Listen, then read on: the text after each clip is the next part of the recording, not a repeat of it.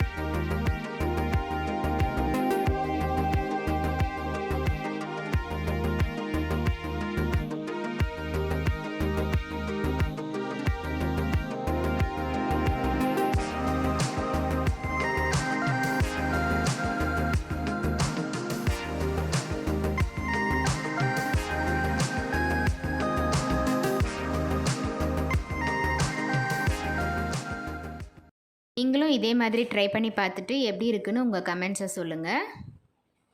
இந்த வீடியோ உங்களுக்கு ரொம்பவே யூஸ்ஃபுல்லாக இருக்கும்னு நினைக்கிறேன். வீடியோ பிடிச்சிருந்தா லைக் பண்ணுங்கள், ஷேர் பண்ணுங்கள் அண்ட் மறக்காமல் சப்ஸ்கிரைப் பண்ணுங்கள்.